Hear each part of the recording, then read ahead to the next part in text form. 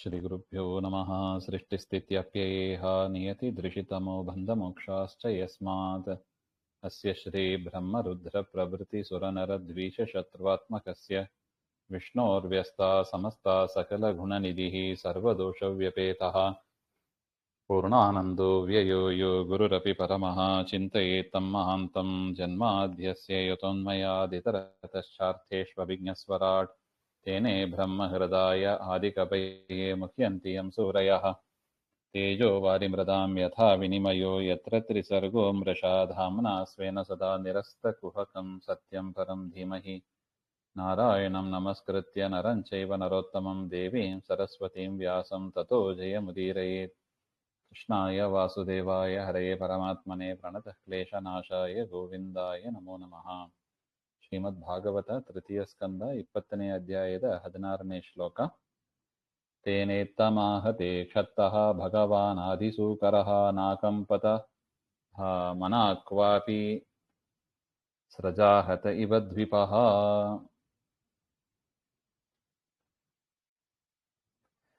ಹೇ ಕ್ಷತ್ತ ವಿದುರನಿಗೆ ಸಂಬೋಧನ. ಆ ಹಿರಣ್ಯಾಕ್ಷ ವರಾಹದೇವರನ್ನ ವಕ್ಷಸ್ಥಲದಲ್ಲಿ ಹೊಡೆದಾಗಲೂ ಕೂಡ ತೇನೈತಂ ಆಹತೆ ಸ್ರಜಾ ಪುಷ್ಪಮಾಲೆಯ ಆಹತ ದ್ವಿಪಃ ಇವ ಭಗವಾನ್ ಆದಿಸೂಕರಃ. ಸ್ರಜಾ ಆಹತಃ ದ್ವಿಪಃ ಹಾಗೆ ಅಂತ. ಒಂದು ಆನೆಯನ್ನು ಹೋಗಿ ಒಂದು ಪುಷ್ಪಮಾಲೆಯಿಂದ ಹೊಡೆದರೆ ಏನಾಗ್ತದೆ? ಆನೆಗೆ ಏನಾರು ಆಗ್ತದಾ ನೋಡಿ. ಇದು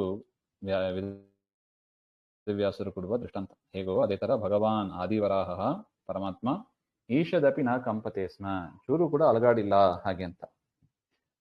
ಪರಮಾತ್ಮ ಅತಿ ಕಠೋರವಾದ ಪದಾರ್ಥಕ್ಕಿಂತಲೂ ಕಠಿಣವಾದವ. ಅದು ನಮಗೆ ಅರ್ಥ ಆಗಬೇಕು ಅಂದ್ರೆ ಆ ಕೃಷ್ಣನ ಪಾದ ಸ್ಪರ್ಶದಿಂದ ಆ ಶಕಟಾಸುರ ಆ ಅಸುರ ಪುಡಿ ಆದ ನೋಡಿ, ಗಾಡಿ ಪುಡಿ ಆಯ್ತು. ಅಂದ್ರೆ ಕೃಷ್ಣನ ಪಾದ ಸ್ಪರ್ಶದಿಂದ ಹೀಗೆ ಅಂದ್ರೆ ಪರಮಾತ್ಮನ ಬಲ ಎಷ್ಟಿರ್ಬೇಕು ಅಂತ ಊಹಾತೀತ. ಅದರಿಂದ ವರಾಹದೇವರಿಗೆ ಯಾವ ದುಃಖವೂ ಆಗಿಲ್ಲ ಹಾಗೆಂಬ ಅದನ್ನ ವೇದವ್ಯಾಸರು ಸ್ಪಷ್ಟಪಡಿಸ್ತಾ ಇದ್ದಾರೆ. ಮೈತ್ರೇಯು ವಿದುರನಿಗೆ ಅದನ್ನ ಹೇಳ್ತಾ ಇದ್ದಾರೆ.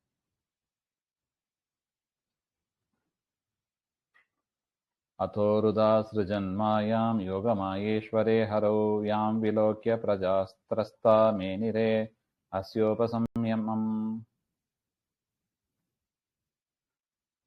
ಅನಂತರ ಆ ದೈತ್ಯನು ಸರ್ವಮಾಯಾಧೀಶ್ವರೇ ಶ್ರೀಹರೋ, ಎಲ್ಲಾ ಮಾಯೆಗೂ ಅಧಿಪತಿಯಾದವ ಯೋಗಮಾಯಾ ಈಶ್ವರ ಪರಮಾತ್ಮ. ಅಂತಹ ಪರಮಾತ್ಮನಲ್ಲೇ ತಾನು ಕಲಿತ ಮಾಯಾ ವಿದ್ಯೆಯನ್ನ ಅವನು ಪ್ರಯೋಗ ಮಾಡಿದ ಅಂತಾರೆ. ಮಾಯಾಂ ಅಸೃಜತ್. ಅಂತಹ ಮಾಯೆಯನ್ನ ನೋಡಿ, ಘೋರ ಮಾಯೆಯನ್ನ ನೋಡಿ ವಿಲೋಕ್ಯ ತ್ರಸ್ತಾಹ ಪ್ರಜಾಹ, ಅಲ್ಲಿ ನೆರೆದಿದ್ದ ಜನರೆಲ್ಲ ಎದರಿದರಂತೆ. ಅಸ್ಯ ಉಪಸಂಯಮಂ ಮೇನಿರೆ ಹಾಗೆ ಅಂತ. ಜಗತ್ತಿಗೆ ಪ್ರಳಯವಾಗ್ತದೋ ಏನೋ ಹಾಗೆ ಅಂತ ತಿಳ್ಕೊಂಡ್ಬಿಟ್ರಂತೆ. ಆ ರೀತಿಯಾದ ಮಾಯಾ ಯುದ್ಧ ಅವನು ಮಾಡಿದ ಹಾಗೆ ಅಂತ ಹೇಳ್ತಾರೆ. ಏನದು ಮಾಯಾವಿದ್ಯೆ ಅಂದ್ರೆ ಹೇಗಿತ್ತು ಹಾಗೆ ಅಂದ್ರೆ ಅದಕ್ಕೆ ಹೇಳ್ತಾರೆ.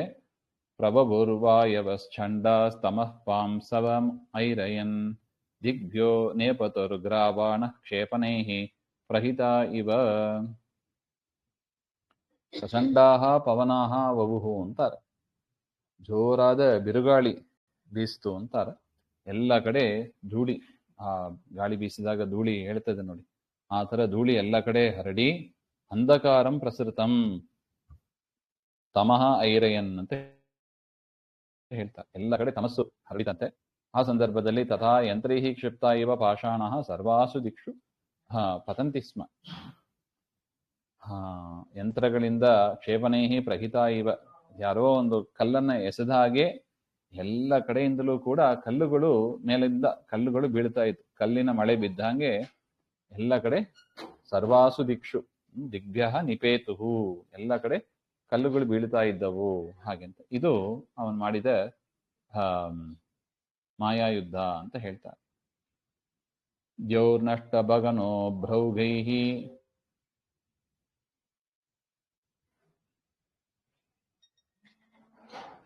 ಸವಿದ್ಯುತ್ಸ್ಥ ನೈತ್ನುಭಿಃ ವರ್ಷದ್ಭಿಃ ಪೂಯಕೇಶ ಸೃಗ್ ವಿನ್ಮೂತ್ರಾಸ್ಥೀನಿ ಚಾಸಕೃತ್.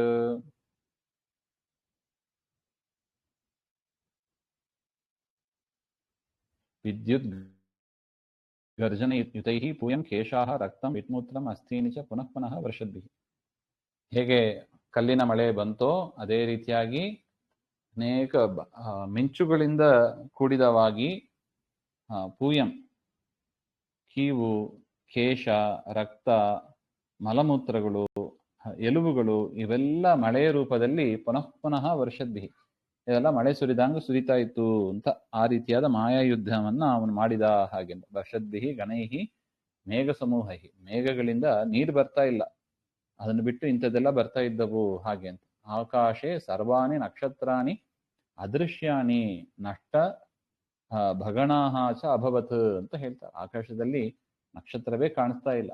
ಆ ರೀತಿಯಾಗಿ ಮೋಡಗಳು ಸುತ್ತು ಇಂಥ ಅಶುಭವಾದ ಪದಾರ್ಥಗಳು ಅದು ಮಳೆ ಸುರಿದಂಗ ಸುರಿತಾ ಇತ್ತು ಹಾಗೆ ಅಂತ ಹೇಳ್ತಾರೆ. ಗಿರೆಯ ಪ್ರತ್ಯದೃಶ್ಯಂತ ನಾನಾಯುಧ ಮುಚೋ ನಘ ದಿಗ್ವಾಸಸೋ ಯಾತು ಧಾನ್ಯ ಶೂಲಿನ್ಯೋ ಮುಕ್ತಮೂರ್ಧಜಾಹ. ಹೇ ಅನಗ, ನಿಷ್ಪಾಪನಾದ ಪಾಪರಹಿತನಾದ ವಿದುರ, ಆ ಸಂದರ್ಭದಲ್ಲಿ ಏನಾಯಿತು? ನಾನಾಯುಧ ಮುಚ ಗಿರಯ ವಿವಿಧಾಸ್ತ್ರ ವರ್ಷಿಣಃ ಪರ್ವತಾಃ.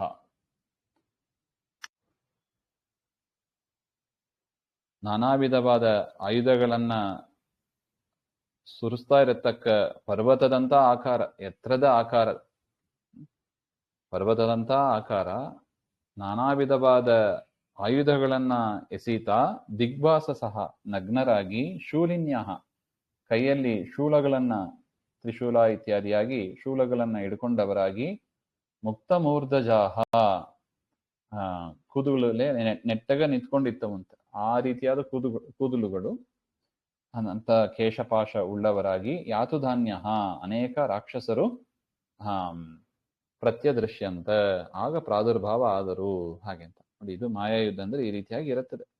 ಅನೇಕ ರಾಕ್ಷಸರು ನಾನಾ ವಿಧವಾದ ಆಯುಧಗಳನ್ನೆಲ್ಲ ಮಾಡ್ತಾ ಪರ್ವತದಂತ ಆಕಾರ, ದಿಗ್ವಸ್ತ್ರವಾಗಿ ತ್ರಿಶೂಲವನ್ನು ಹಿಡಿದವರಾಗಿ, ಕೂದಲುಗಳೆಲ್ಲ ನೆಟ್ಟಗೆ ಇರುವವರಾಗಿ ಆ ರಾಕ್ಷಸರು ಅನೇಕರು ಬಂದರು ಹಾಗೆ ಅಂತ. ಪರಮಾತ್ಮ ಅವರನ್ನೆಲ್ಲ ಸಂಹಾರ ಮಾಡಿ ಮತ್ತೆ ಹಿರಣ್ಯಾಕ್ಷನನ್ನು ವಧ ಮಾಡ್ತಾನೆ ಅಂತ ಮುಂದೆ ಬರಲಿಕ್ಕಿದೆ. ಅದನ್ನ ಮತ್ತೆ ನೋಡೋಣ. ಶ್ರೀಮದ್ ಅಂತರ್ಗತ ಶ್ರೀಕೃಷ್ಣ ಅರ್ಪಣಮಸ್ತು. ಶ್ರೀ ಹರಯೇ ನಮಃ.